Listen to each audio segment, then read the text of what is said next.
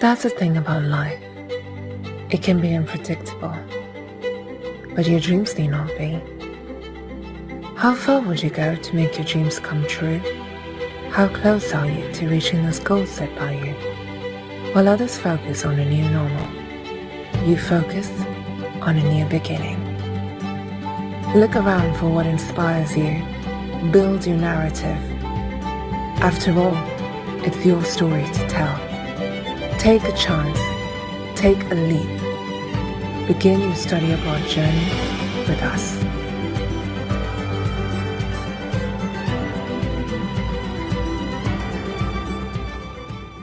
Looking for the right course for you? Welcome to AECC Global's Course Search, your one-stop platform for all your international education needs. Browse through millions of free, valuable study abroad resources to pursue your international study dream. To begin your search, type in your preferred course in the search bar. Filter by sub-course category, level of study, destination preference, tuition fees, duration, and post-study work visa. With a destination drop-down, you can search for the preferred destinations of your choice. You can also filter down courses by top-ranked universities in your preferred destination and their rankings. Browse through various career choices, and you can also browse through free student resources like articles on tips to study abroad, the latest news, etc. We are here to support you with every step of your study abroad journey. To explore your course options, visit search.aeccglobal.com.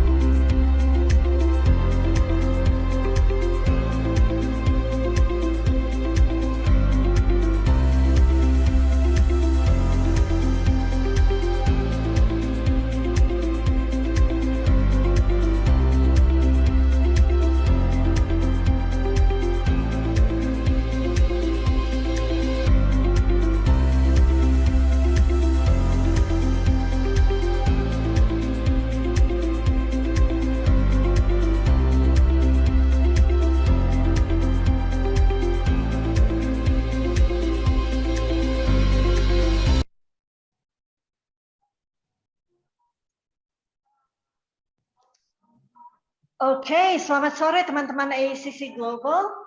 Selamat datang di sesi Masterclass AECC Global in collaboration with Federation University pada hari ini Jumat 26 November 2021. Today, our guest of honors is Associate Professor Ayon Chakraborty, who will pass on the topic on simplifying project management through Six Sigma. A little bit about Associate Professor Ayon Chakraborty. He is an associate professor in engineering project management within the School of Engineering, IT, and Physical Sciences at Federation University in Australia. Prior to joining the university, he was working as an associate professor in operations management and decision sciences area at an Indian Institute of Management, Tiruchirappalli, India. He also worked as a postdoctoral research fellow, Service Science Discipline, Information System Schools at the Queensland University of Technology, Brisbane in Australia. So he has more than 11 years of experience in teaching and consulting business students and executives at various institutes such as Queensland University of Technology, James Cook University, Australia, Singapore campus. So welcome, Prof. Ayon. Also, thank you very much, Len. Thank you for the nice introduction. Thank you. Also, I would like to welcome Evan Liu from Federation University in the backstage. Thank you, Evan, for your assistance as well. Thank you. Hello. So before passing on the floor to Professor Ayon, I would like to remind AECC Global's audience, if you have any questions throughout the session, please type your question in the Q&A box so that we can address them a little bit later on. So without further ado, let's welcome Associate Professor Ayon Chakraborty to the floor. Over to you, Prof. Yep. Thank you very much, Annie, for a nice introduction.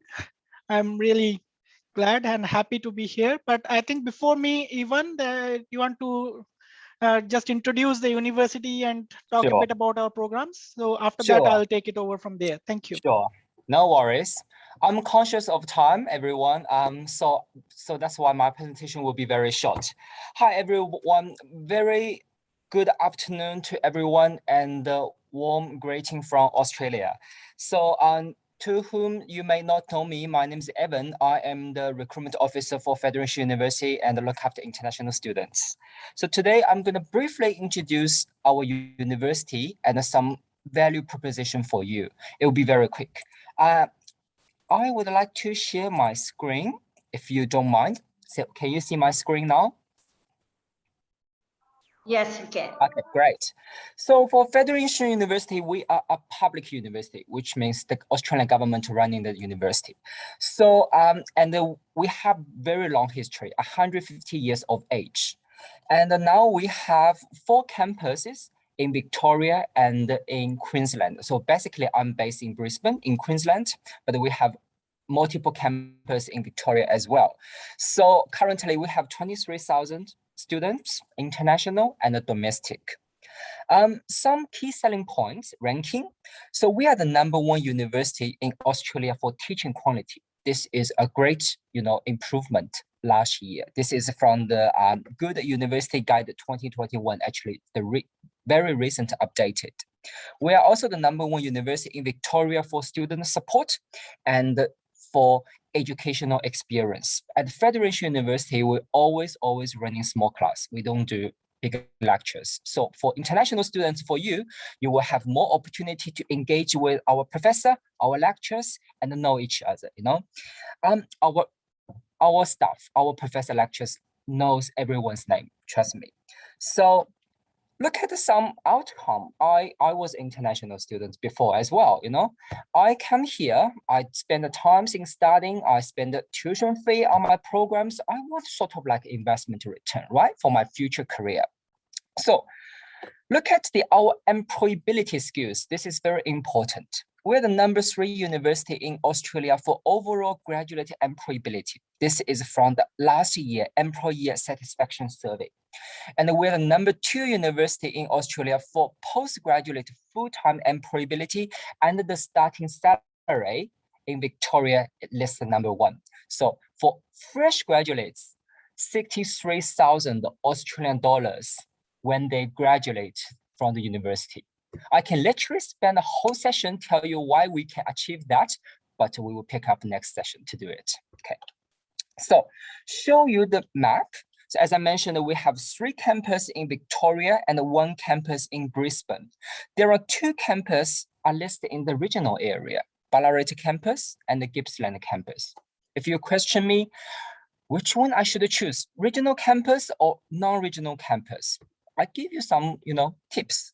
For example, in regional campus, obviously you get the regional benefits, like you get a longer working visa, you get sort of like a regional migration points, extra migration points. And also remember, in regional campus, the living cost is cheaper compared to the city campus, right? And you can really improve your English in there because we have lots of local students and local residents living in those areas. But I mean, if you really want to enjoy city life, we still have the option. We have Berwick campus, we have Brisbane campus, like we are just in the city center in Brisbane. So for city campus, you have lots of network, we have massive host company working with us. So we will guarantee all the program, you will be guaranteed internship in those places for any kind of programs. Okay. Show you some photos and you have a better understanding towards our campus. This is our Berwick campus. It's about 45 minutes driving from Melbourne CBD. It's a very big campus. Okay, and this is the Brisbane campus where I'm based. So this is a very typical city campus. Gippsland campus is a regional campus. It's about 2 hours, 30 minutes driving from Melbourne. And again, you can get a longer working visa, post-study working visa. So standard, we get 2 years, but for regional campus, you get 4 years. And the Ballarat campus is our main campus. It is a huge campus. This is only one building for international and for IT and engineering students. Look at massive car parks around that. This is a huge campus there. And we provide our student accommodation in those Victoria campuses as well. I think next one, I talk about the scholarship. Next year, we have the best so far the best scholarship for our international students, because we would like you to consider Australia as destination. We would like to consider Federation University, So we give 20% discount to every program, like a bachelor program or master program, doesn't matter. 20% straight away to cover your entire duration. And we give you accommodation scholarship. Remember, I mentioned that we have student accommodation. We give students 4,000 Australian dollars when you come in. By the way, now you are able to come to Australia to do the face-to-face, tutorial or lectures. The border is opening now. So we give you 4,000 Australian dollars in your first year to stay with us. It will dramatically reduce your living cost for the living cost in Australia. So after the scholarship, I won't talk much, but I just want to highlight most of the students, you may interested in engineering program. After the scholarship, look at the Bachelor of Engineering, it's 23,300, and the Master of Engineering, 23,300. But if you are interested in any other programs, once we finish that session, you can just let me know. You can ask any questions for me, okay? Just to touch a little bit on the engineering program. I won't talk about other program. I believe we have some other times to do that, but today we just focus on the engineering. So for engineering at Federation University, for bachelor level, we have 5 different streams: civil engineer, mechanical, mechatronic system, mining engineering, electrical, and information. So those are all 4 years program. While in master program, we have another 5 streams. They are civil engineering, mechanical, mining, project management, renewable, and electrical power system. So that's all of our engineering programs. Now I think I would like to stop here. I'm gonna introduce Ion. Ion is an associate professor who is teaching engineering project management within the School of Engineering, IT, and Science at the Federation University. Ion has more than 11 years experience in teaching and consulting international students and executive at various institutions such as Queensland University, James Cook University in Singapore campus. Let's welcome Ion. Ion, over to you. Thank you very much, Evan, for nice introduction. And hello all, everybody. This is Ion here. So what I'll do, I'll also share my screen. So I'll have 2 sections. One is probably I'll briefly touch upon the engineering project management program. First of all, I hope all of you are able to hear me, right? Clearly, Ivan, it's fine. I can hear you. Yeah, Clear. I hope so. That's that. I hope others too. Then no issues. And so as I was telling, I'll have 2 sections. I'll discuss it. First, I'll briefly touch upon the project management program, which I'm the program coordinator for that. So I'll be just giving you a brief intro about what this project management program all about. And then I'll touch upon today's session, what we have already discussed about the topic about simplifying project management through Six Sigma. So again, I don't want it to be too exhaustive for 1 hour. I want these sessions to be more interactive, and I'll be happy to have more questions and from your side, what you're looking for and so on. But yes, I'll also go ahead with that session so that to give you an introduction about how project management through Six Sigma can be taught. Okay, so I'll first share my screen. See.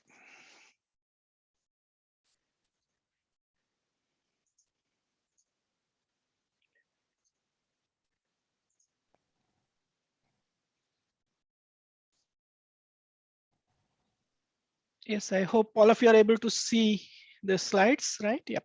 Yeah. Okay, so this is Master of Engineering Project Management, for which I'm the program coordinator, and this is a 2 years master's program, which we are offering currently from our Mount Helen campus in Ballarat. So this program, I feel project management is one program which is interdisciplinary, which is not very specific to a, even though we call it as engineering project management, but I'll say it touches upon various aspects of different disciplines. So as you can see, to give you an idea, that it touches upon mainly 3 bubbles. One is analytics and decision making, which I feel in today's world, it is very important, because analytics is one part which touches each discipline, each area nowadays. Another is, of course, the management part, where it comes upon not about the technical side, but about the people side of aspects, which is very important again, because if you are not capable enough to handle people, then I think it is a softer part. It comes around, but it is very important as well in the project management program, in project management, when you are in the industry working with in projects. And of course, then the core part of it is the engineering part of it, which is the technical side. So whether you're a civil engineer, whether you're a mechanical engineer, electrical, or IT, or whatever branch you're coming from, this is an area each of these branch will definitely have a project management aspect and the technological aspect, technical aspects. So thus through this program, we touch upon the courses with what we teach, touch upon all these 3 bubbles. So just to give you a glimpse, yes, these are kind of courses what we go through. Again, for the details, you can always go through our website, where all these details are mentioned there. But I'll probably touch upon where this program makes a difference, and where this program is a bit more innovative from our side. One is, of course, it's a case study based, because going forward, this project management can be very theoretical, and it's not only about theory. It's a project management is actually more practice oriented. So how to get that feeling in the classroom? So that is through case study based. So there's a lot of different case studies which are there, and which gives us different aspects of, like, people aspect, technology aspect, data analytics aspects. So different things we can touch upon through case studies. Of course, there is group activities, which build project is a team activity. So that's where the group activities helps actually inculcate that culture of team building, as well as also kind of foster the peer learning in this case, because all members who are in this, the students who are coming in this program, they have experience, they might have experience, they might not have experience, but they are from different disciplines, and they have their own experience and expertise. So when they come and work in a group, that provides a kind of peer learning for everybody in the class. Again, of course, the guest lectures, again, that is another aspect which we are very what I'll say vigorously, I can say that we are really pushing for it, because we need industry practitioners to come and talk to the students here, because that is very important, so that the students in the class, they feel that yes, what is being taught in the class by the lecturers is not only relevant for theory, but it is what it can be really practiced in the industry. And when industry practitioners come in and they provide examples that how these certain theories are applied, that gives that enrich the experience of the students, as well as we have advanced engineering projects here, which in the second year we offer in both semester 1 and semester 2. And the prime motive here is to connect the students with industry-based projects, because that is where we are going to go. And the students coming graduating from this program will definitely, most of them will be working with the industry. Either they have experience or they are going to go into the industry. So if these projects will help them expose towards the industry projects and how that works, and that will be a very beneficial aspect for the students in this program. What do you feel? Okay, so again, this probably is a slide. It's more from what are the different, I think. Yes, there are a lot of, these are only few, but there are a lot of areas. Each area's project management is vital and important.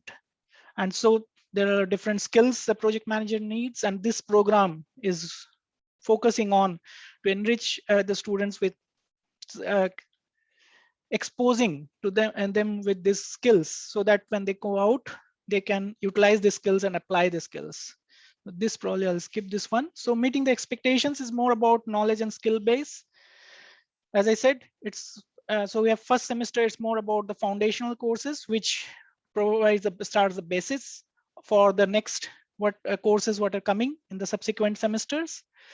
As I said, it is the application ability. That is one of our major focus in this program, to have application ability, either through classes, either through guest sessions, either through projects, whatever way we can. That's what is the major. And of course, we have the professional and the personal attributes. So because that is very important. As I said, the softer skills are also important. So that's where this business courses, management courses, along with the case studies and group-based programs, helps developing that side of too. Okay. So this is where probably I'll stop for this program. And if I have any question related to the program, I'll be happy to take that after my session. After I finish this one, my session, then I'll be able to talk a bit more on that.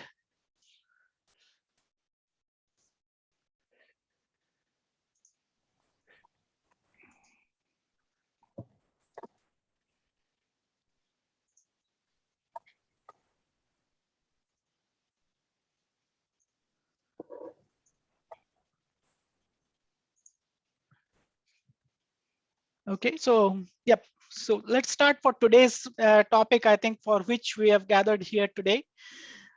So today I'll just quickly, again, I'll not go into much details of this because it is, I know the time is of essence and interaction is our main motive today, and which I'll also like to hear from you all who have gathered here.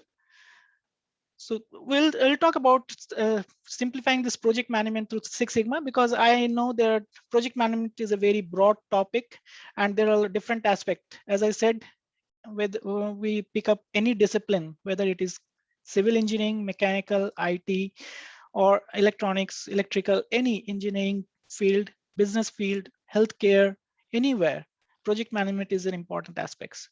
So so everybody can speak about project management from different aspects. So probably I thought, that's why I thought what we should pick up an aspect to help you understand what project management will look like. So that's where I thought about Six Sigma, which I feel is a very project driven approach and very widely used. And probably, I'm not sure, maybe in the audience today, there might be members who will be aware of Six Sigma. Probably we will see as we progress along.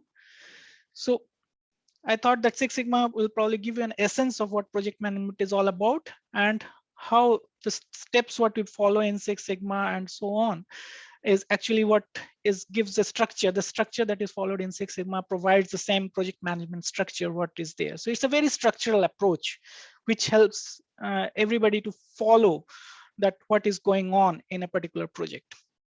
So just to give how or why Six Sigma started. So it's just more about the quality part of it, because in the project management, if you see, the project quality is a very important aspect. So quality is, again, not only from the project perspective, from manufacturing, whether it is a service organization or whether it is from any sector, quality is an important aspect. And quality has been defined in various ways and has been perceived in different ways. So from there to coming into that, so that's why the quality well, it is defining is difficult, but there are various methods and concepts which have come over the years, which have actually helped developing companies and different organizations to really connect with the customer. So main thing what we're talking about is more about quality from the customer expectations, what customer expect and how we can.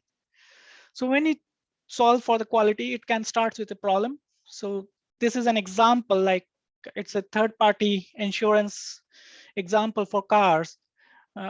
Most of the time when you're talking about car insurance, it is always that you pay a particular premium and the car is insured for third-party insurance. You do it for a year, and then every year you. So in US there is this progressive insurance which came up with the first time in the idea that why everybody has to pay the same premium. Say if I have a car and I don't drive it on a regular basis, why I pay the same premium for somebody who is driving the car every day from, say, traveling from Ballarat to Melbourne, which is a 1 hour drive. So every day when different weathers somebody is driving it, they are paying the whatever premium they are paying and similar premium I'll be paying. So that's somehow does not sync. So how to solve that? So then they come up with, okay, pay as you drive. So if you are not a regular driver, you're not driving a car on a regular basis, then probably you may pay a differential premium than somebody who is driving it on a regular basis and different conditions. So that's how there is a solution for it. So that's where then it helps in meeting the customer expectations. So customers were expecting something and how you meet. So there is a problem, you identify the problem and try to find a solution through those problems. So same for this project management perspective through. So first thing you have to identify that every project comes out from because of there is a problem, right? So might be a problem and that how you're going to. So first, before launching into the solution, you have to first find out what is the root cause for that. See, if I quickly just say that in a first glance, this watch or the clock will look pretty normal, right? Nobody can point out what is something different here.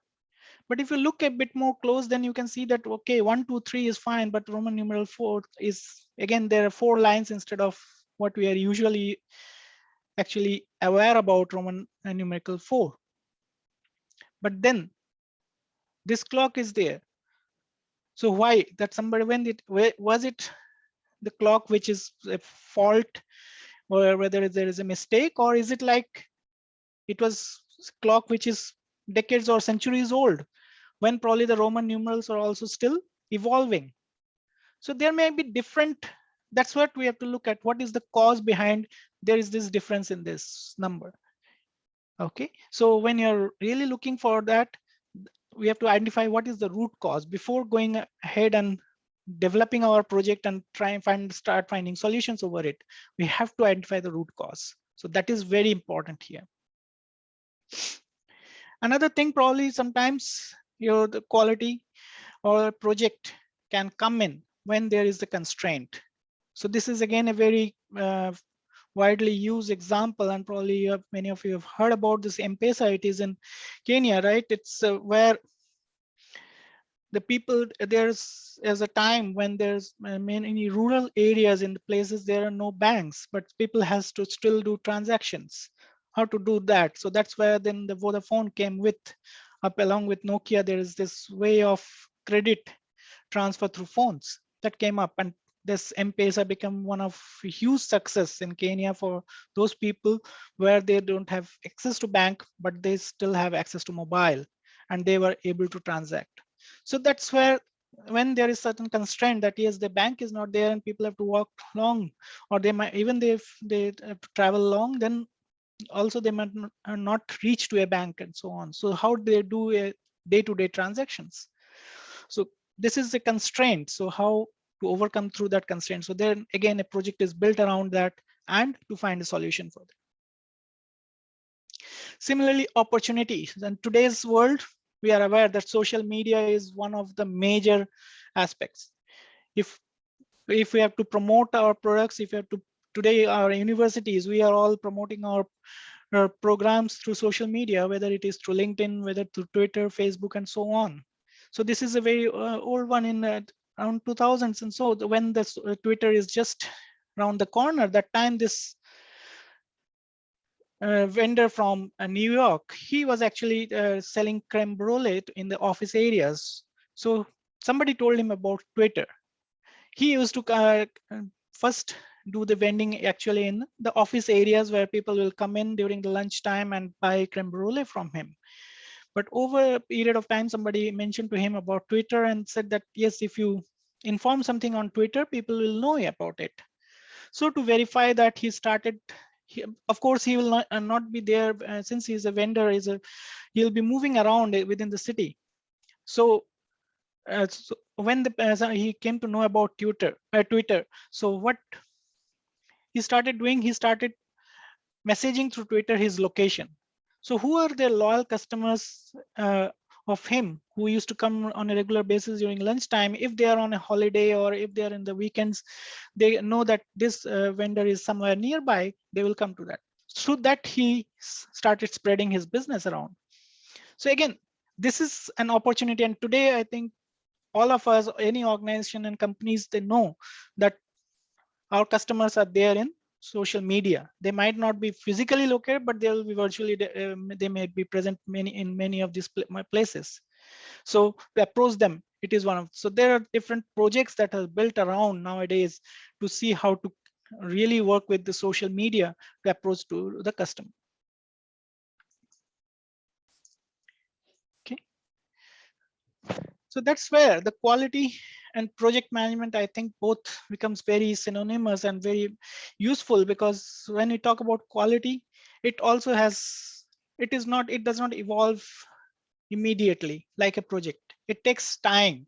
It slowly go through steps, go through processes. Similarly for quality, the processes are built and then they are improved upon over a period of time, so that it helps to develop a proper quality structure in an organization.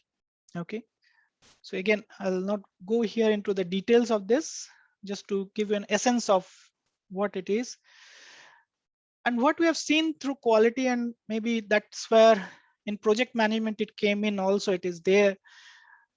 Whatever we do, yes, there is one part is the continuous improvement. You don't stop at a particular place. Today you are, a company is doing something, say producing a product which is useful, which is beneficial, but if the company starts thinking about, yes, this is the best product we have and let's keep producing, and will, no, it is not possible. And I think the current pandemic has shown us that we have to keep improving. Today we can see universities, organizations, if we talk about supply chain, there is a lot of changes in the supply chain. When we talk about sustainability, there are a lot of different changes coming in sustainability. Earlier we are okay with take, make, use and throw kind of aspects. When companies will produce a product, that will be distributed through a supply chain model, and then once the customer have used it, you will throw it out and then it will go mostly to a landfill or somewhere. But today when we can see there is a continuous improvement coming in. We started with recycling. Now we are thinking about reusing or remanufacturing and so on. So there is a continuous improvement practice that is going on for particular products. For not only particular, I'll say all of the products, many products were coming in. And that's where the organizational improvement, because now organizations have to start thinking about not only developing, but designing a product which can be useful in their entire lifetime, and that they don't go to a kind of landfill where they become a waste. Everything can be reused or remanufactured, recycled. So that's the continuous learning part. That's where the learning is very important. So in project management perspective, there is an aspect called knowledge management. And that's where the organizations actually, they build up this knowledge by learning from each project. What went well, what went wrong, and so on. Okay, so this learning aspect is very important, and that's what we should take forward when you're thinking about project management or developing projects. So we know that, so when I'm discussing all this, many of you might be thinking this is very intuitive. Yes, this is, and this is what we know. But why still we struggle? Why still organizations struggle to improve? Why they are not doing well when everybody think that yes, they know everything. They know these things. Because most of the time we think about the cost. Why cost? Because whatever if a product is not getting sold, then that means whatever effort we have put towards that product, or we are developing a service, that means everything is cost based. So that means it is not meeting the customer expectations. And when it is not meeting the customer expectations, that means there is something that is not right. But that right may not be because only of the cost. That should not always be measured across the cost factor. And that's where we struggle. Because if you see that we see our revenue and we see the cost of quality, and then we see, oh, this is enormous. And that's where we get ourselves cycled in kind of transaction mode. We think about our day-to-day business. Okay, whether we are happy with in a short term, whether we are earning profit, that is good. And let's focus on that one. And we try to probably sometimes forget the transformational aspect of it. And we do not like to change. But now I think after the last 1.5 years have shown us that yes, change is constant and we cannot run away from change. We have to embrace it. Okay, and that's where if things have to evolve, and that's where the project management is a very important topic, because now the projects are more focused towards, they have to be resilient. They have to, whatever project you take, it has to be resilient. It has to be designed in such a way that it has a long-term effect. So yes, now you have to think about a part where it has to be discovered. It has to be designed in a way that things become more resilient. They should not get, yes, changes will happen, but we are prepared for those changes beforehand, or we should be flexible enough to work around those changes. That is very important. And that's where we have to develop the competencies. So this is an example. This is a very well-known example from a hospital perspective, where there is in UK, there is one hospital where there is a very high child mortality rate. And because that why this child mortality rate was high, because many of these children were born with congenital heart disease. So from the birth, they have some problem in their heart. And so this hospital is specialized in operating on those children, and so that they can rectify or their problems, and the children can lead a healthy life. But in this hospital, irrespective of having successful operations, the doctors are not able to. The mortality rate was still getting very high, so they were very concerned. So what they did then one day, the chief surgeon was actually watching F1 race. And if you are aware of F1 race, there is this thing called pit stop, which is in your left hand side. Let me see if I can show this laser pointer. So you can see here that there's this pit stop, and he saw that operation, that how the pit stop operation takes place. So if you are interested, you can go ahead, and there are a lot of YouTube videos that is there, which will say you.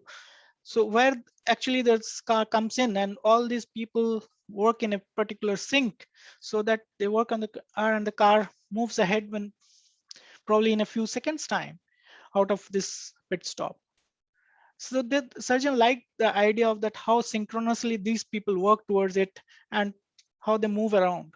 So from this, so the surgeon along with his team went to F1 headquarters in Italy, and then they studied this system whole together, and found to see that how they can actually implement the system there in their operation theater. And through that, there is an article about it. If, you can always go ahead and read about it. And they came back and they actually utilized a similar system here in this hospital, this operation theater, and they're able to improve the child mortality rate. They are able to save more children after that. So this is where the competencies has to be the observations, the experiences. So before taking the project, you can implement a project, you can not copy it directly. You have to contextualize. This is the part where your competencies comes in when you're thinking about from the project management perspective. So over the years, when you think about quality, yes, there are a lot of different, as I said, if you might have heard about total quality management, there is also Lean and Six Sigma. There are several others which have come across, and they are all, the focus is more to have a project manage approach towards improving quality.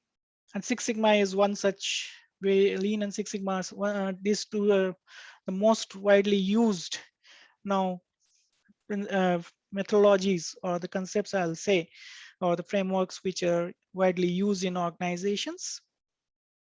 So today now I'll very quickly talk about certain things. Before that, I'll probably, Tony, can we have a poll for this question?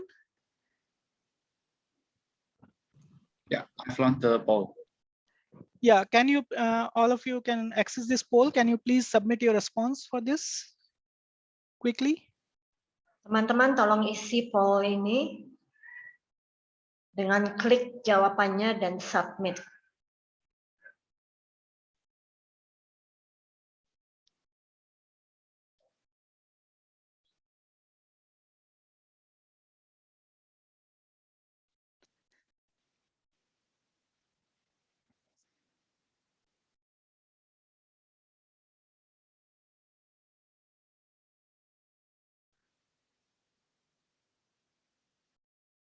So do we have the responses? Yeah, around 50%. Is that enough? Okay. How many? 50% for which option? Is there option wise there is percentage?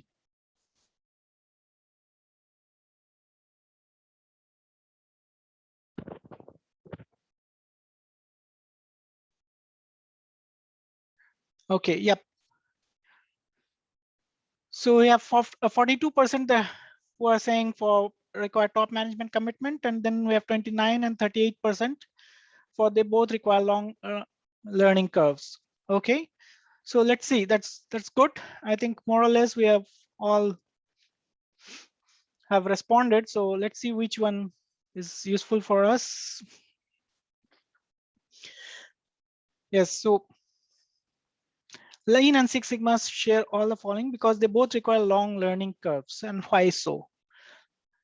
Again, I'll not go into detail because of the time part, but to give an idea why they need that long learning curves, because they have 3 different levels we have to understand. Because it is, before going into implementing Six Sigma, you should understand that what is this metric. It is Six Sigma, there is an aspect of metric is there, that is it is a measurement. There is also a methodology which comes where you use a particular methodology with different steps and tools and techniques in that methodology, as well as it's a holistic management system altogether, where it goes beyond a methodology or a metric. It is a whole philosophy into altogether.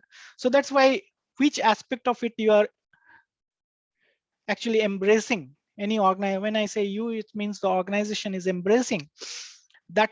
Depending on that, the Six Sigma will take its own time. Okay, so that's why there is a long learning curve for that. So very quickly, can we have a poll for the second one?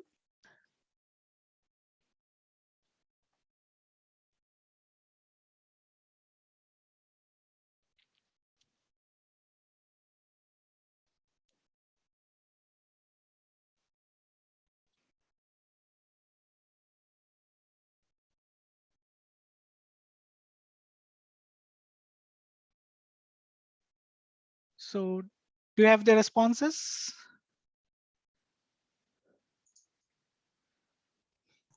Still respond the polling this way. Silakan dijawab teman-teman pertanyaan nomor 2 ini.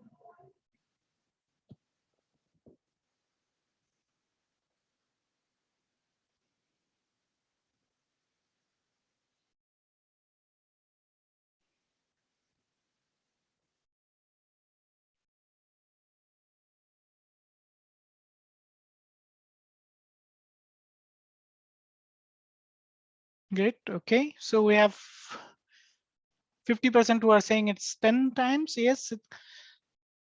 And let's see what's probably is the. Yes, it's 10 times, but why? Because if we see here,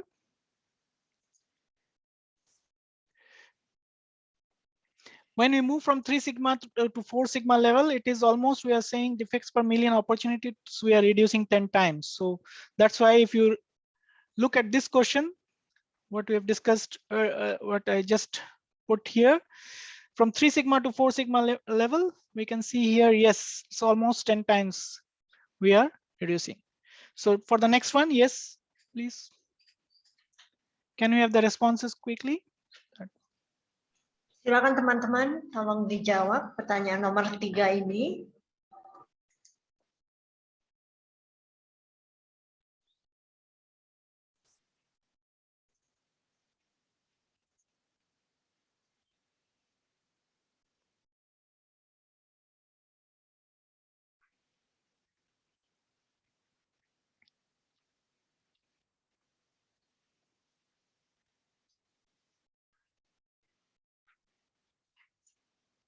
Yes, can we have the responses, please? Again, so okay, so we have almost 65% who are saying define critical customer requirements, and let's take a look. What is this? The answer for this one. Actually, I have to write a problem statement. See, that's where I was talking about. We don't start working on a project unless we have a clear problem statement. So that's where this becomes very important. We first understand that what is the problem. Once we understand the problem, yes, then we can go ahead and invest. And of course, there are various stakeholders like who will be actually investing in your project, investing in your idea. So to explain to them that yes, this project is very important, you have to tell them that this is the problem. This is the problem we want to solve. Okay. Okay. Then quickly for this one, question number 4, we have already. So for this, can I have the responses, please? Silakan pertanyaan nomor 4, teman-teman.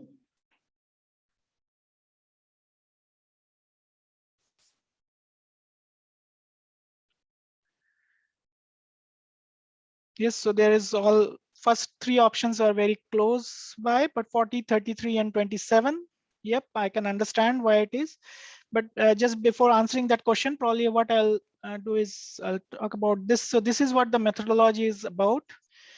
The DMAC, the define, measure, analyze, improve, and control. This is what your Six Sigma methodology consists of. And this all these steps has various tools and techniques which are applied in while you are going for implementing Six Sigma. So yes, we have already had this question number 4. So let's see what the answers, because we have all these A, B, C options looks nice, but what will be our answer is more about, yes, what is missing is baseline. Baseline is very important. Once until we know what is the current situation, what is the as is, right? We cannot think about what to improve.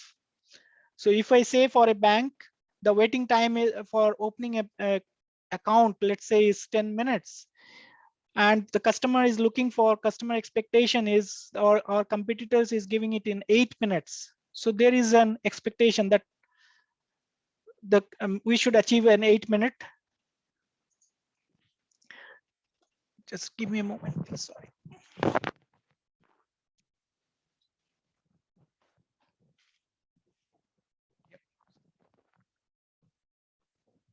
Yeah, so if we are if we can reach to, but to reach to 8 minutes, we should know what is our current situation, how much time we are taking now. So that's why baseline line is very important.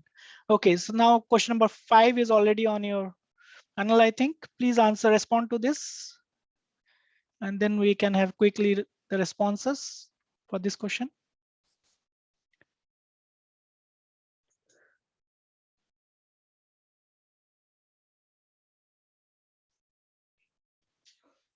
Can I have the responses, please, for this? Again, yep. So what is the best senior management reason for not providing black belt assistance to an improvement team? See, that's where again the response is more about it forces a team to develop its own skills. Yes, it sounds like right, but actually it is not required, because Six Sigma is a very systematic approach. When it is applied in an organization, if they're before starting the project, the team members who are there involved in this project are very well trained actually. So this training goes in different levels. So, and that's why because of this training, the senior management providing a black belt assessment. Black belt is very higher up in the Six Sigma training, is not required. And that's why it may not be required. And why it is so? Because it's a whole management system. Okay. And that's where the different levels of belt levels actually help each other.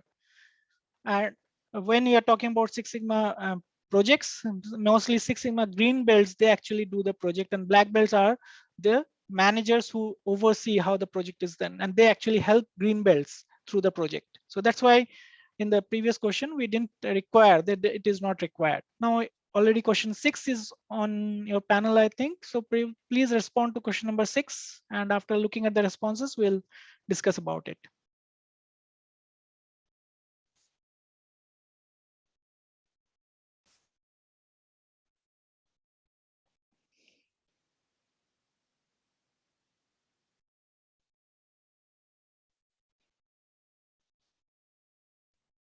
So do we have the responses?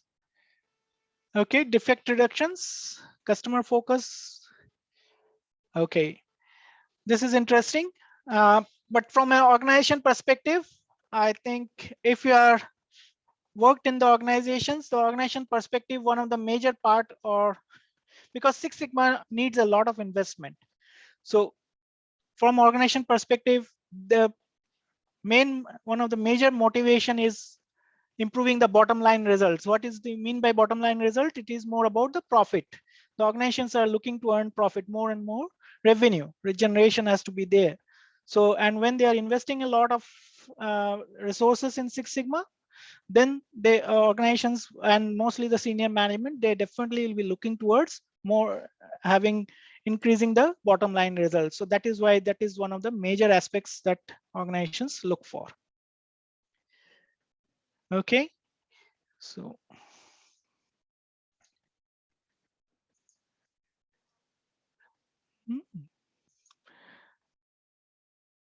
and as I was talking about the roles and responsibilities, so as you can see, this black belts, they actually leads and facilitates. So there is a lot of different roles and responsibilities for Six Sigma, and they have been trained for that.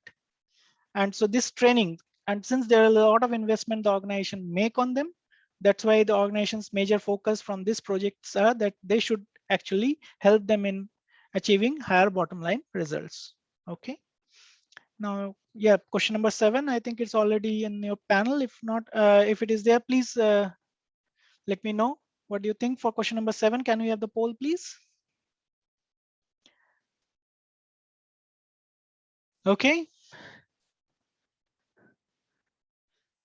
So we have almost 50% who are talking about an individual that has mastered the basic skills, but has less. Yes. A person has demonstrated proficiency with statistical skills. Okay, let's see.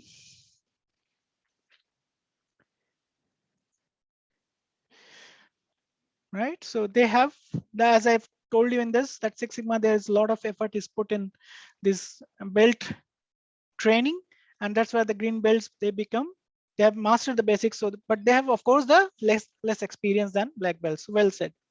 Good. So that's how the Six Sigma leadership pathway happens, because it starts with green belt, and sometimes you might see yellow or white belt also they talk about. It is more about one-day training or exposure towards, but as you progress along the Six Sigma pathway, and it's in any project, okay, it's Six Sigma is just a way to show you that how these different levels of training happen and that how it helps. So like Six Sigma, there is any project, there will be this different pathway. As you go along, you gain experience and you increase your expertise in delivering and not only and successfully completing a project. So that's where the Six Sigma different levels are also towards that. So it's brings away towards the leadership pathway. You grow along in the organization. And this will be our last one probably in the poll questions. Can we have quickly a response to this?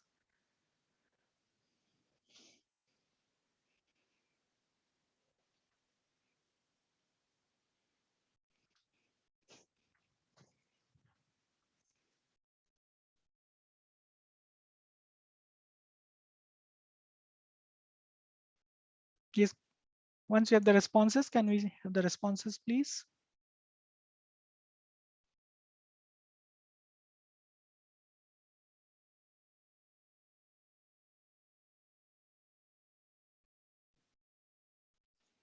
Okay, so there's more options. I think 33, and 24, almost 90%, right? It's talking about A, B, and C. I wish we could have Six Sigma is going to be done in such a short span of time. It takes a lot of time to really become an organization, to become a Six Sigma organization. Because that's where, if you know about quality, it is a continuous improvement. It will not happen in a single day. Not only for the organizations, or even for individuals. What we are doing today, we can always improve upon it tomorrow.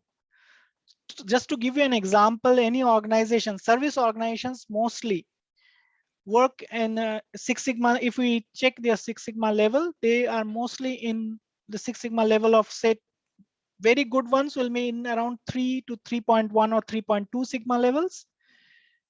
And the very best ones, some of the best service organizations like American Express, who have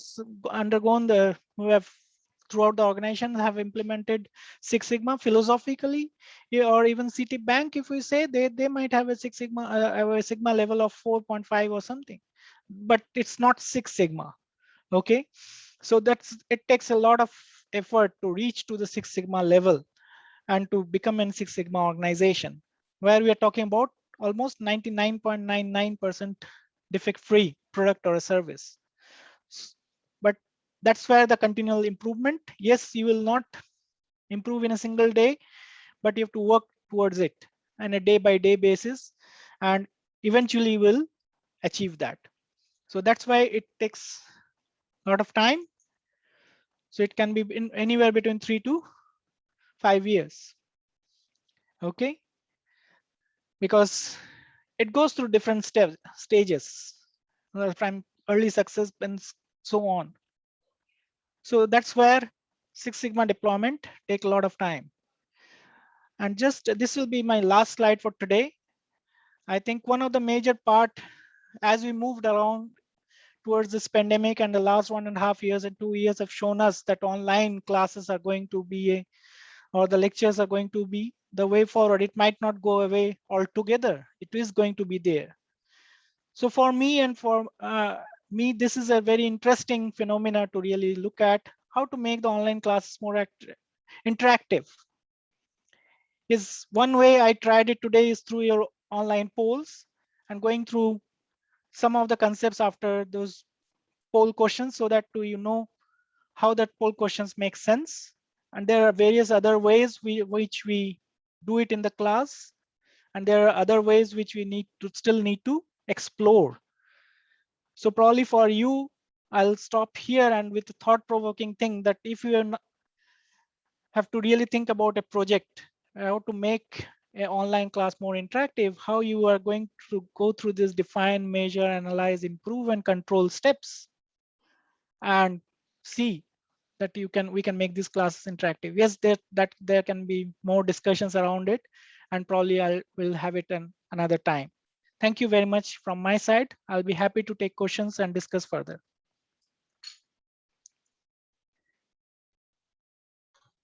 Thank you, Prof.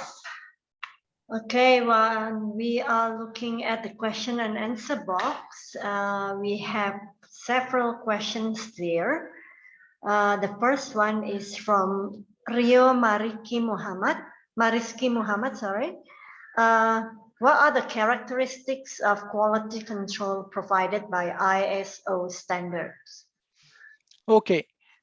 Yes. So when you're talking about ISO has a totally different aspect. it is more from the Six Sigma is more about ISO. When you talk about it is about standards. Okay, so when ISO does not follow this same philosophy, that is more about there are certain aspects of it which you need to incorporate. You have to note down. You have to actually, if there is a process, how that process is performed, you have to really have a documentation towards it. So there are different quality characteristics when you talk about from the ISO perspective. Yes, quality characteristics are many. It does not change whether it is a ISO, whether it is Six Sigma, or whether it is TQM or so on. Okay, but it's about how certain aspects. ISOs are more standards. They need particular things to be there in the organizations to say that yes, we'll give you ISO standard. Okay, so from the characteristics perspective, it is as for any other quality characteristics. All quality characteristics are there in ISO 2. Yes, please. Thank you. Hopefully that answers your question, Yeah. Mario.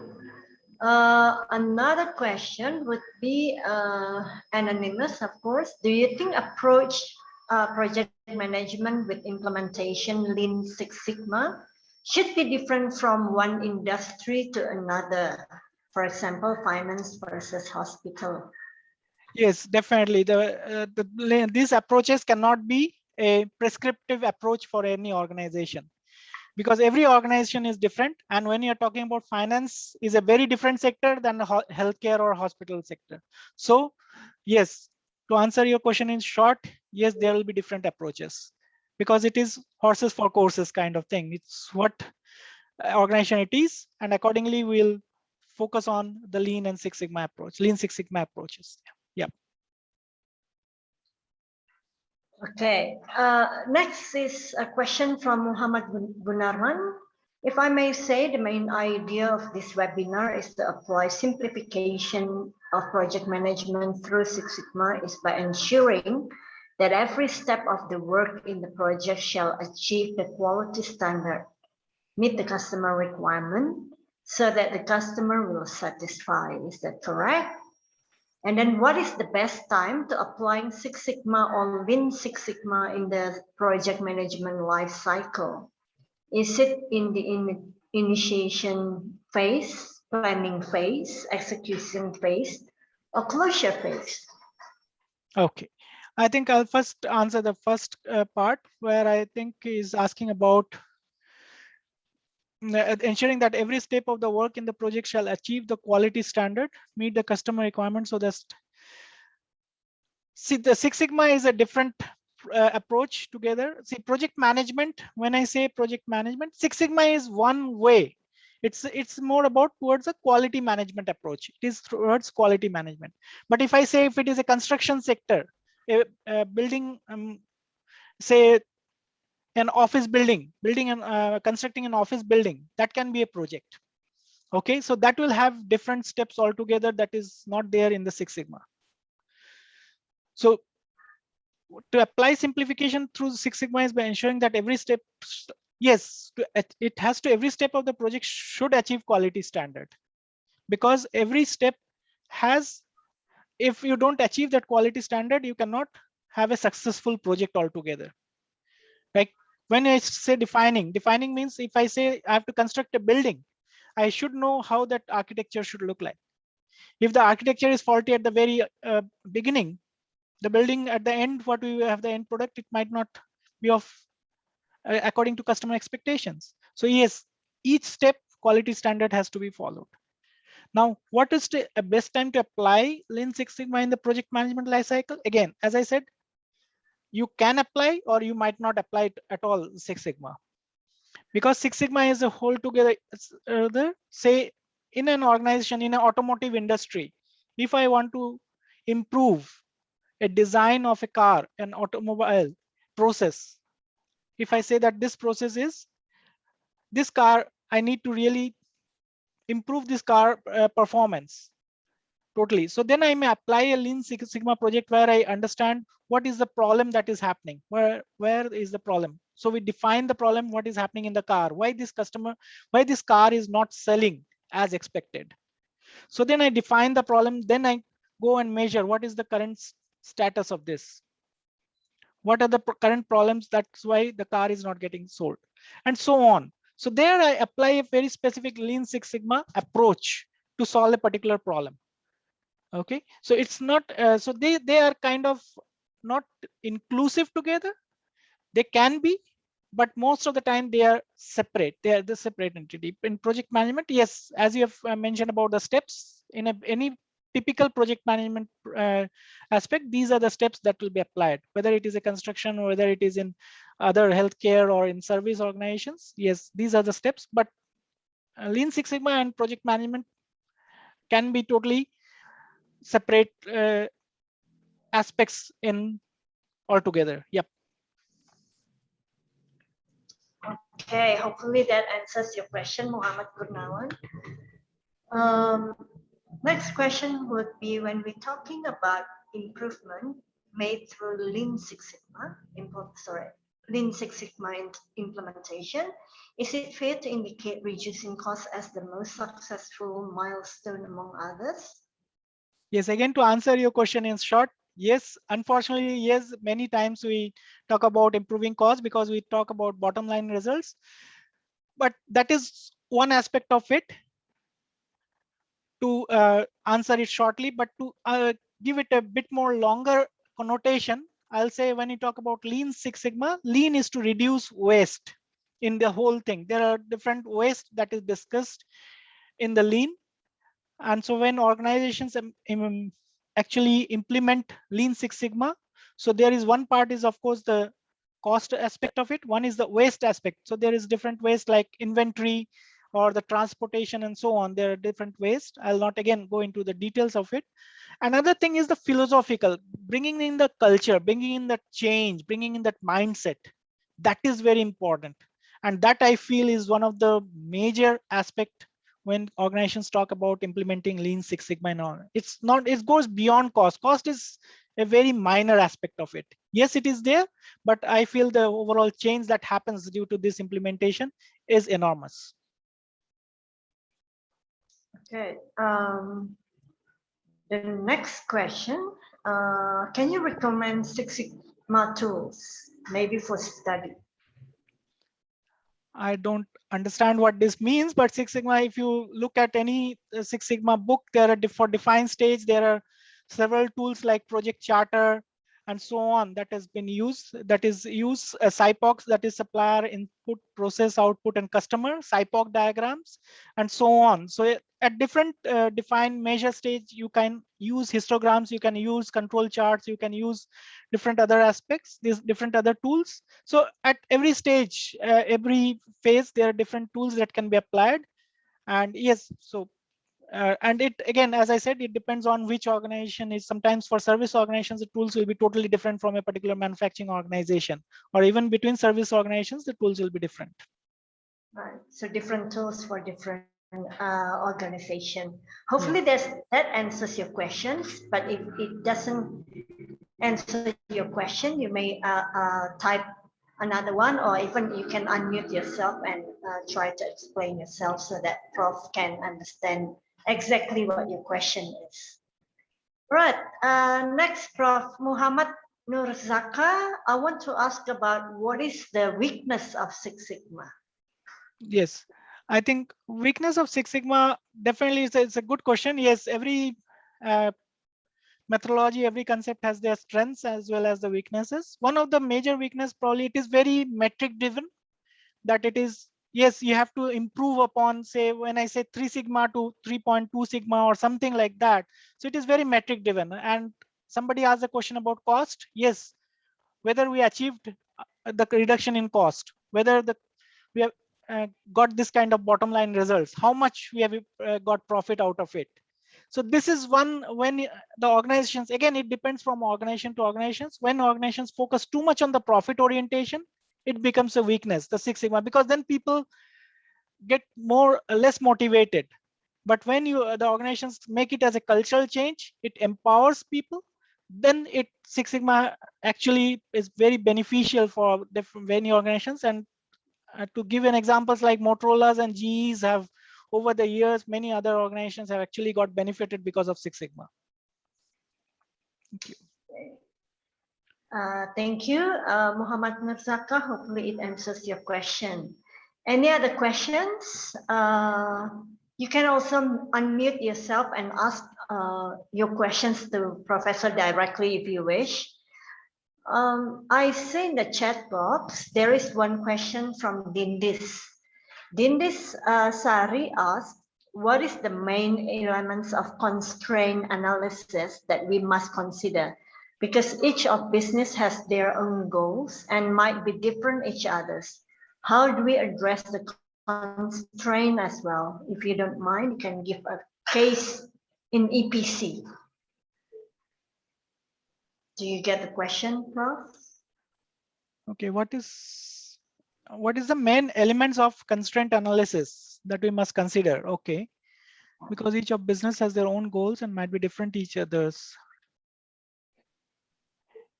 Again, there is not a straightforward answer for this one. I wish I could have a straight answer for this, because constraint analysis is a whole topic in itself, and we can have a lot of discussion around it. Constraint analysis, and if you really want to understand that, you can read Goldratt's Goal. There is a very important book that which talks about theory of constraints. Okay, it's a very famous book where he has gone through a overall manufacturing process in which he has shown that what are the different points which actually acts as constraints. And there is a very important aspect. He talks about the weakest link in the chain. So when you're talking about a constraint, it is very important to find out which is the weakest link, because if you strengthen it, your whole chain will be strong, rather than focusing on each element of the chain. So that's where the theory of constraint focus on.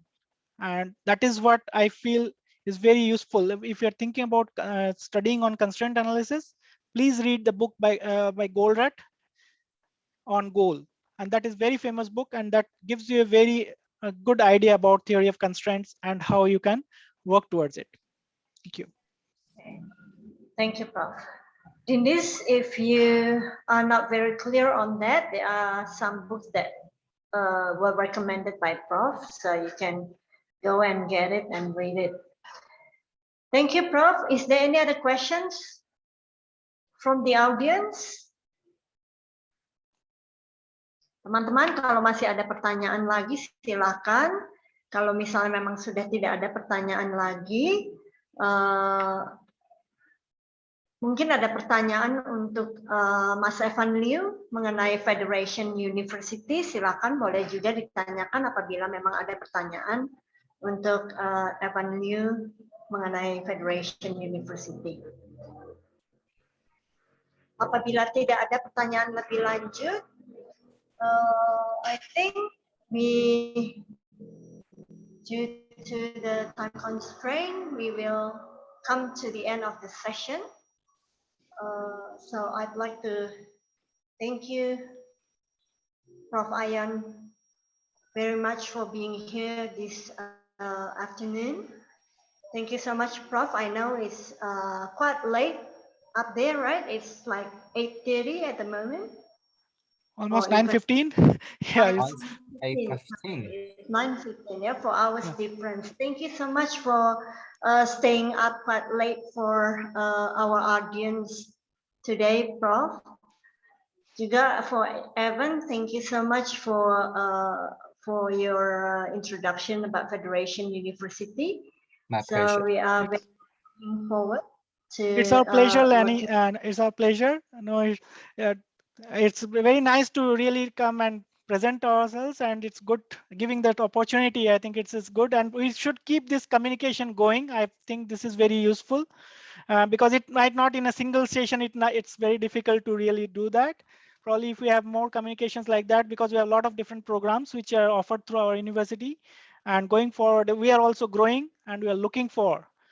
So that way it will be very useful. But thank you very much. I really appreciate it. And it is always a pleasure to interact with the students. Thank you.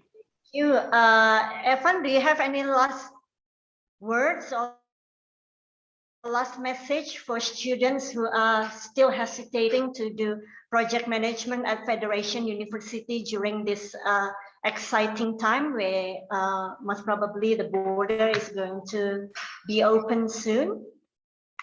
Yeah, I think in the past 2 years we experienced a little bit of difficult. I have to say that, but now the long winter has finally gone, and we are very ready. Federation University is ready. Our staff is ready. Our campus, our facility, everything is ready.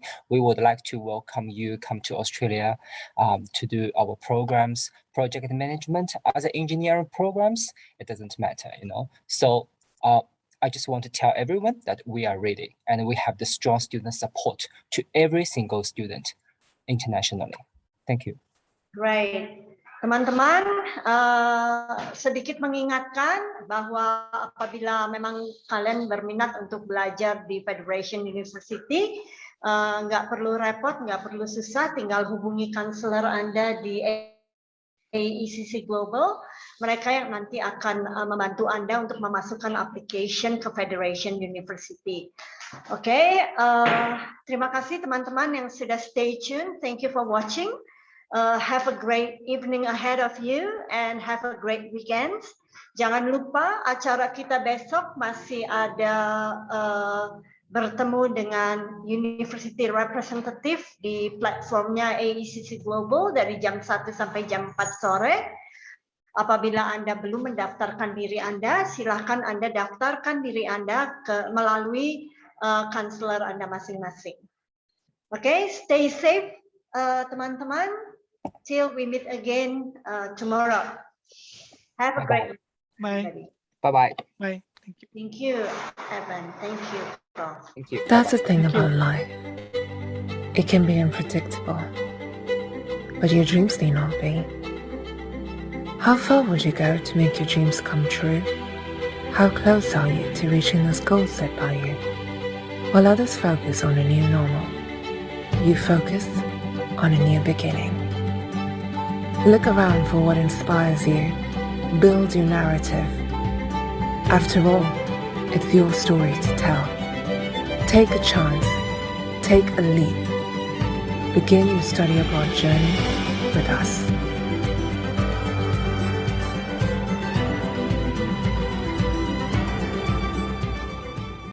Looking for the right course for you? Welcome to AECC Global's Course Search, your one-stop platform for all your international education needs. Browse through millions of free, valuable study abroad resources to pursue your international study dream. To begin your search, type in your preferred course in the search bar. Filter by sub-course category, level of study, destination preference, tuition fees, duration and post-study work visa. With a destination drop-down, you can search for the preferred destinations of your choice. You can also filter down courses like top-ranked universities in your preferred destination and their rankings. Browse through various career choices, and you can also browse through free student resources like articles on tips to study abroad, the latest news, etc. We are here to support you with every step of your study abroad journey. To explore your course options, visit search.aecc.global.com.